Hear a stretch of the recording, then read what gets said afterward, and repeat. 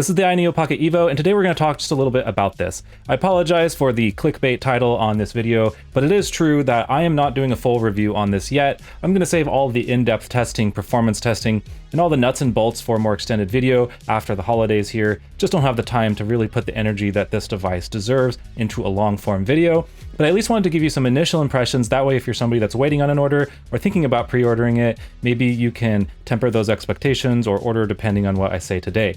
There are a few issues with the device that I want to point out, and especially at this price, it's kind of hard to excuse them. So that's why I wanted to make this video, to get that information out there in the world. There's a lot coming up. We have the Odin 2 Portal and other x86 handhelds on the horizon for 2025. So for this to justify its price in the market, we really need to make sure it delivers. So let's do a brief overview of what the device is and what it costs, and then we'll jump into some of my thoughts so far. So what are the key highlights about the Ayaneo Pocket EVO? Well, it's running the Snapdragon G3X Gen 2 gaming platform, which is essentially a Snapdragon 8 Gen 2 with some slight overclocking on the cores and a different GPU that goes up to 1 gigahertz on it, but that does not come without its issues, and we're going to talk about that a little bit later in this review. It comes in a variety of storage configurations, anywhere from 8 gigabytes to 16 gigabytes of RAM on the mere mortal models, as well as 128 gigabytes of storage to 1 terabyte of storage. Then there's the also super retro power money to burn edition, which is 24 gigabytes of RAM and 1 terabyte of storage, and probably nobody should buy that unless you really want that colorway and the 24 gigabytes of RAM. You do you. It's got LPDDR5X 8533 megatransfer second RAM. It's got UFS 4.0 on all versions other than the base 128 gigabyte storage model, and it's got active heat cooling, big Hall joysticks, Hall triggers, all of the usual goodies that you get on a high-end device. And of course, we got to talk about the display. We have a 7-inch 1080p OLED that goes all the way up to 165 hertz display. You can select multiple refresh rates ranging from 60, 90, 120, 144, and 165. I really do appreciate that they give us all those steps in between. We've got an 8600 milliamp hour battery on here, which gives us plenty of juice. Battery life is one thing that didn't particularly disappoint me here, so that's always good. It's about 478 grams, so it's lighter than your typical x86 handheld while still giving you a screen that's just as big. We've got high-speed Wi-Fi, I think all the way up to Wi-Fi 7, as well as Bluetooth 5.3. So really, this has all the premium features and goodies that you would need out of an Android device. On paper, it is excellent. So let's dive into what all of that costs you.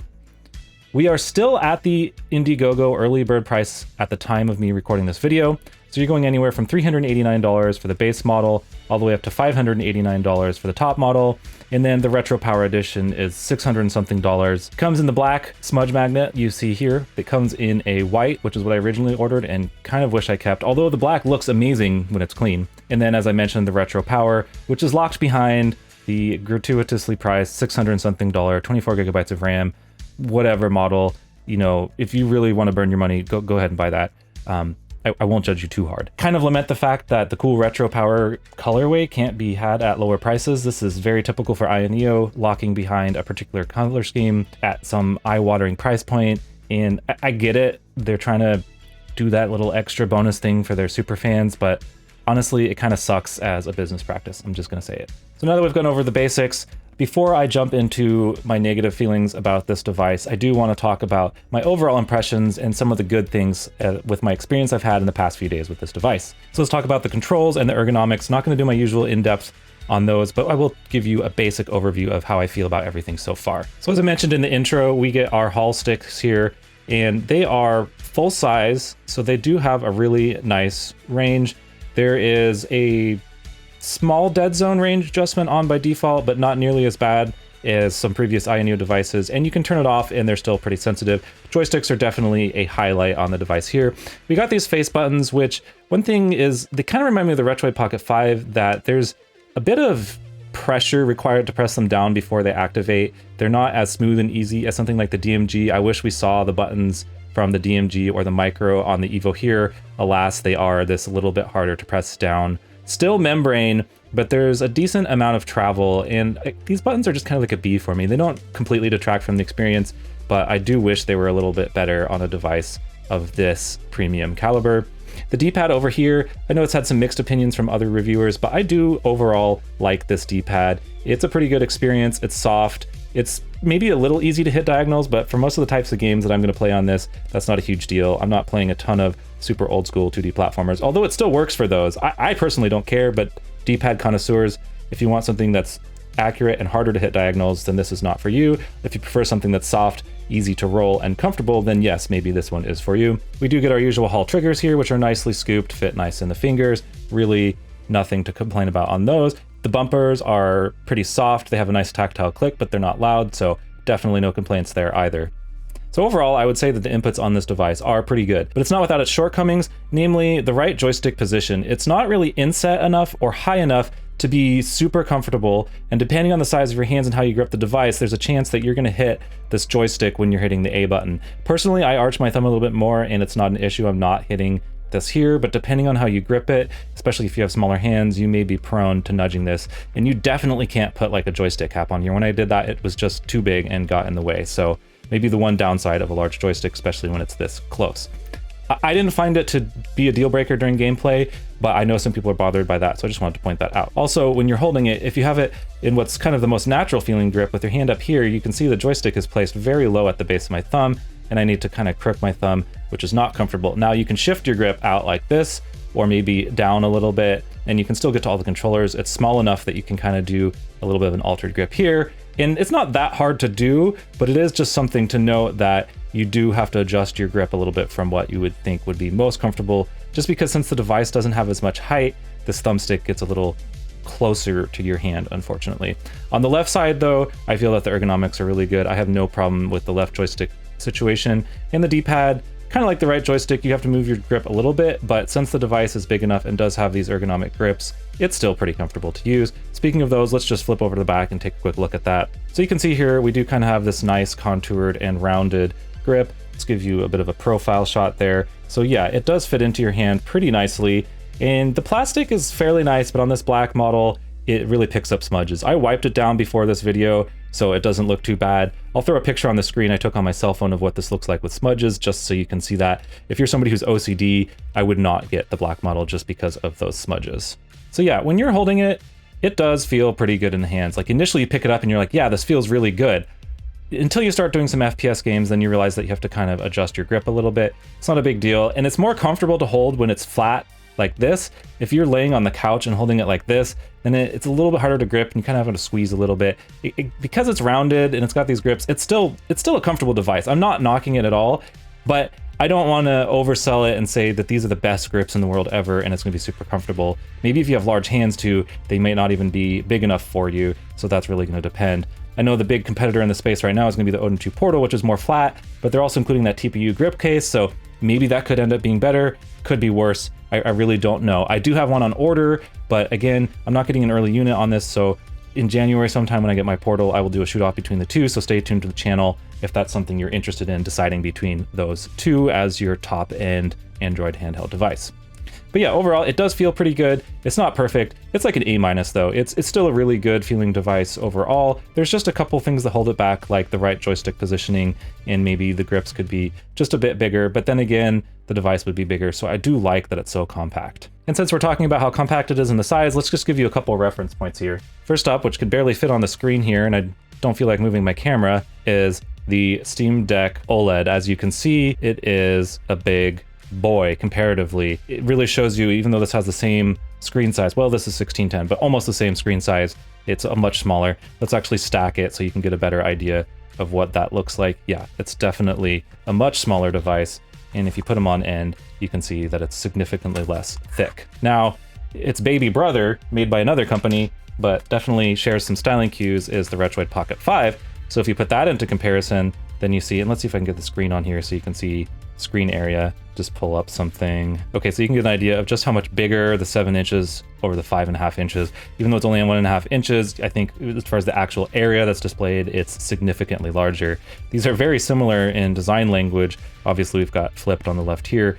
Top joystick definitely makes more sense on the EVO for streaming and high-end gameplay though, so I think that's the right decision on this one, whereas bottom joystick is may be the right decision on the Retroid Pocket 5, but that's another video. So yeah, you can see it's a big chunk bigger, but like, you know, look at my hands here. This is still not a large device. The Retroid Pocket 5 is just very compact for what it is. I don't want to go into too many comparisons, but here's an iPhone 15 Pro Max just for an everyday item size comparison. All right, so now that we've covered some of my general impressions on the device and the more positive aspects, let's unfortunately jump into the negative aspects. The first of which is the speakers, and oh my lord, are they awful. I've talked with Stubbs over on Retro Handhelds, and I know he disagrees with me. In my respect to his opinion, he really values something that's loud and kind of vibrates the chassis and you can feel it in your hands.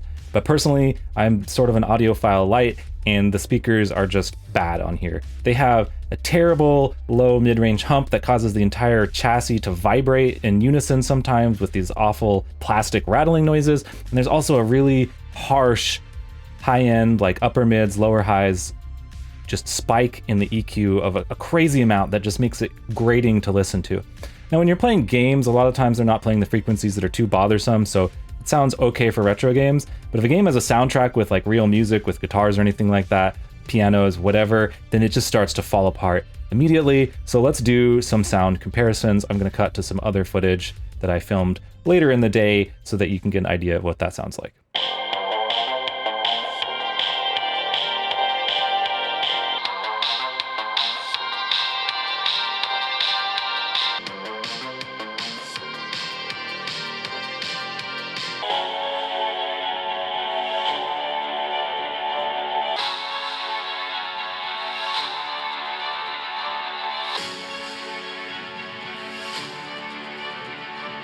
Okay, so now that we've got the sound quality out of the way, the second issue that I want to talk about is the display on this unit. There's been a lot of hubbub in all the discords related to this device the last couple of days doing some testing, and some people were talking about an issue where the color balance would flicker or change under certain circumstances depending on the brightness of the display and the refresh rate that you're choosing. And this is particularly an issue when using the auto refresh, although it does present across all refresh rates. So again, let's cut to some footage that I'll do some narrative on trying to show you exactly what the issues are, because it's hard to show just in a brightly lit environment like this. So in this first clip, it gets dimmer a little bit, and then it starts to get brighter a little bit on the low end, almost greenish tinted, and then it just chops off the bottom. Turning on the overlay makes this even worse since it dims the screen farther, and you can see this garish green tint applying to the whole screen. Now watch as I toggle between the different refresh rates.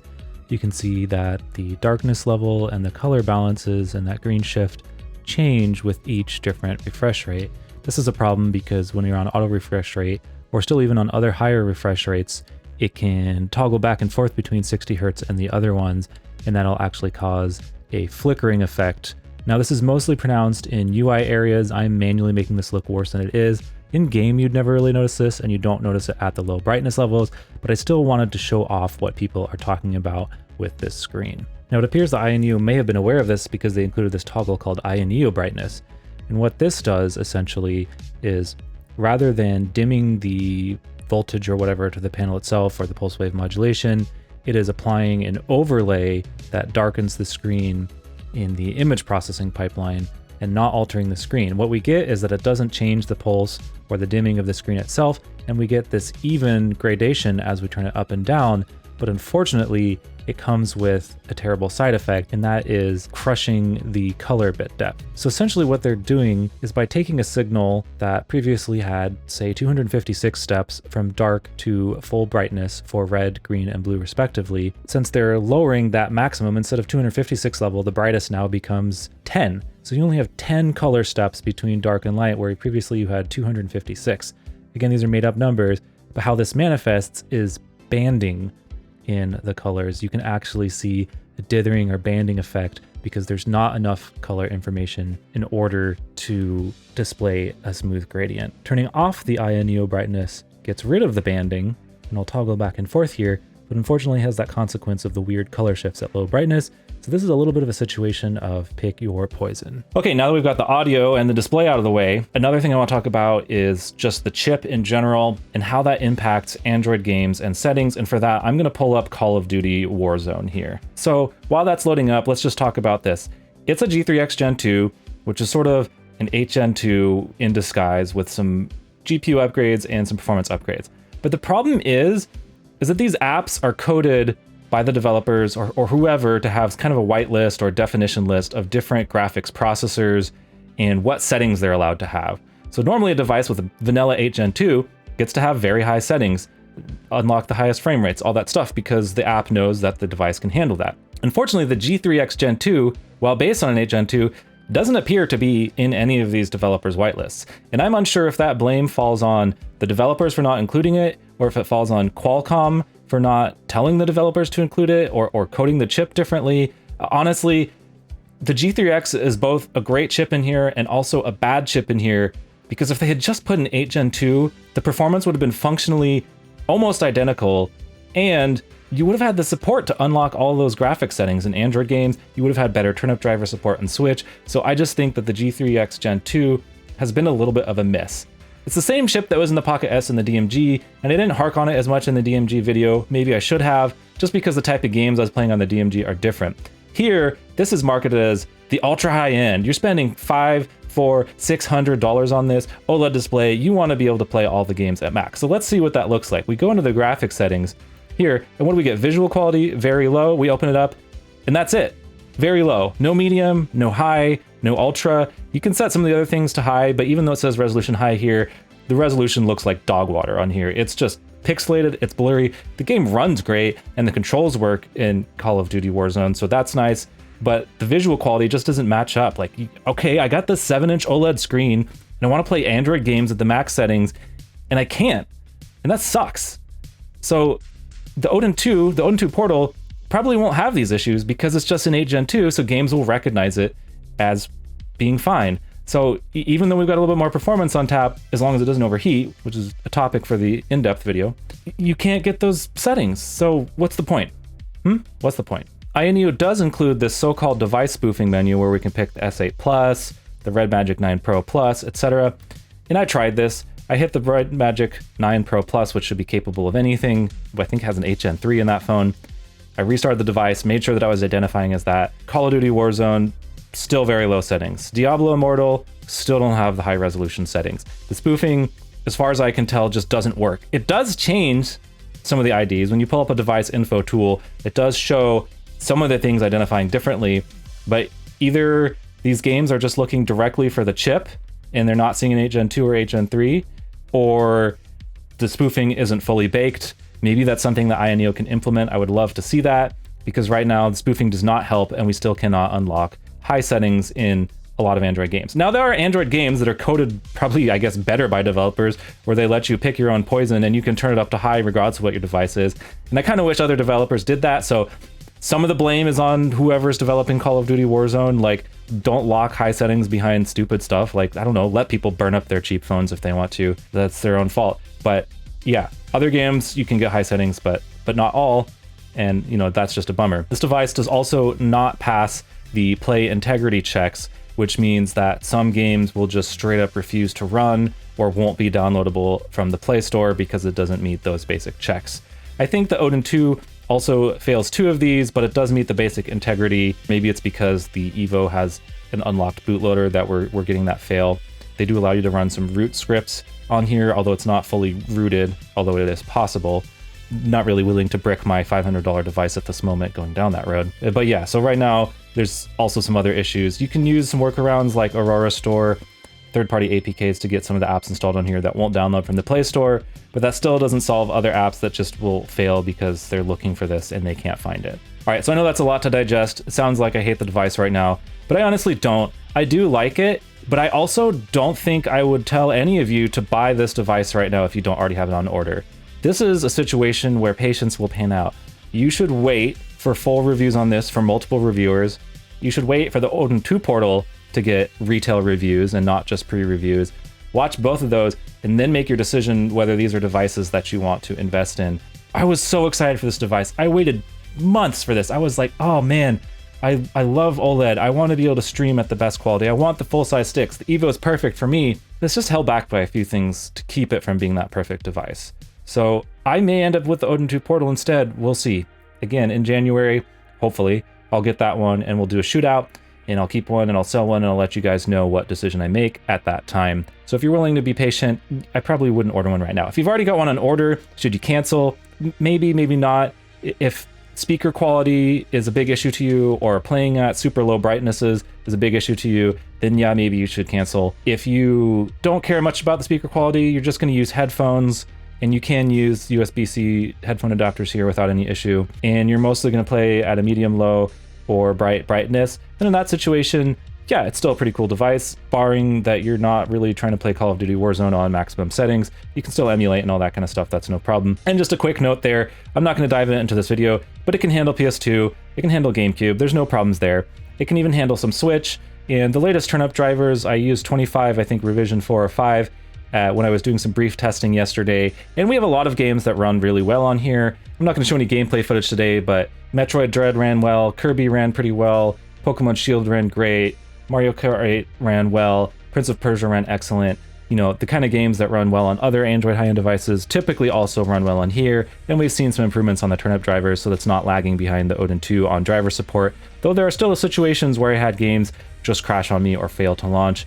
It's unclear to me if that's a driver thing or what. It's hard without having an Odin 2 right next to this to directly compare, though I did consult the Odin 2 compatibility spreadsheet to kind of get an idea of whether those games run on that device, if they would run on this device. So yeah, performance on tap is acceptable. It's not the main focus today, and I will cover all of that stuff in depth in my full review. As far as battery life goes, I did a few different tests.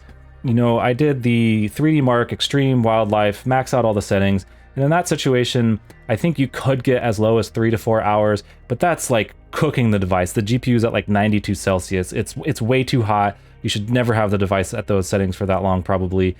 I wouldn't recommend using max mode on this, really.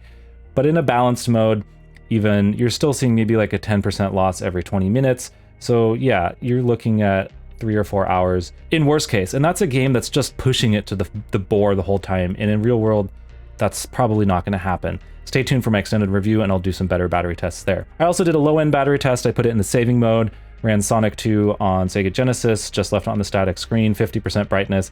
I did forget to turn it to 60 Hertz, so it was at 165 Hertz, probably drawing a little bit more power. I ran that for about an hour, and that led me to believe that there's going to be about 13 hours of battery life on the low end, which is lower than some numbers I saw quoted in other videos like Tech Dweebs, so it's possible I didn't do the best perfect test, or maybe there's a game that could use less juice or turning down the refresh rate. I don't think we're going to see crazy difference, and you know, battery tracking in Android is what it is, but yeah, you're going to get over 12 hours doing lightweight stuff on here, which for me is plenty, and you may be able to reach that 24-hour mark with tweaking and tuning the settings. I just didn't go quite that deep in my testing. As far as the heat goes, well, yeah, it gets a little warm, but you don't feel it in the handles at all. It's only presented in this area here, right where the chip is, and kind of on the back, and only really if the fan is off. Even if the fan's on low, it does a pretty good job of reducing that hot spot. It's never uncomfortable heat-wise.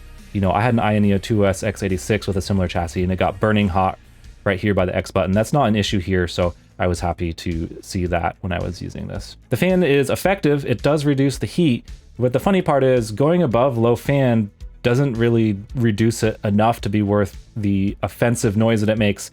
And, you know, again, I'll do this in the in-depth review, but I'm just going to turn this on max for a second. And it's pretty offensive, so I wouldn't use it on that. I set up a custom curve that keeps the fan pretty low, and it keeps the device cool without being loud. Again, check that in-depth review when that pops to see what that is all about. The bottom line is, in max mode, even with max fan, the device just throttles after like 20 minutes or 10 minutes of use. So at that point, once it throttles, it's only getting about 10% more performance or frames per second than you are on the balanced or game modes. So to me, it's not worth it to chew your battery up and have a loud fan noise just for like 4 more frames per second in a game. But the balanced mode is very competent on here and performs similarly to what you'd see on the Odin 2. So it's not bad. And again, we'll go into that on the deep dive review. So I think that about wraps up what I wanted to show you today. I mean, let me know what you think in the comments. Is the poor sound and the low brightness screen issues enough to keep this one from being a buy, or maybe cancel your order? Or are you somebody that you mostly play with headphones and bright brightness and it's not an issue for you? Then, you know, let me know. Stay tuned. Again, with the holidays coming up, I didn't have time to do a full in-depth, and I think this handheld deserves a long form review, really getting into the nuts and bolts. So we'll save that for later, but stay tuned. We'll have that coming. I'll have the Odin 2 portal coming sometime in January, hopefully. We'll do a shootout. We'll find out which one, if either, are worth your dollars. But for now, and you know that I usually just say I like something or don't, and maybe buy it, maybe don't buy it. I'm actually going to put a little bit more opinion forward on this one and say don't order the Ayaneo EVO yet unless you really want it for game streaming in bright rooms. It's kind of expensive for that. In that case, just get the 8GB model for $389, and I think it's enough. I have a little bit of remorse for getting the $500 and something model here. I probably could have stepped down to at least the 12GB tier, but I wanted that internal storage for Android game testing. So here we are. And that's it. Happy holidays to everyone. I probably won't be releasing another video for a minute with the holidays and everything going on, but stay tuned again for the long form review on this upcoming Portal content. I think I've got an Embernic RG34XX on the way. A little late to the party on that, but I'll check that out. So yeah, go ahead, like this video if you found it helpful, subscribe to the channel if you want to see more content, and have a good day.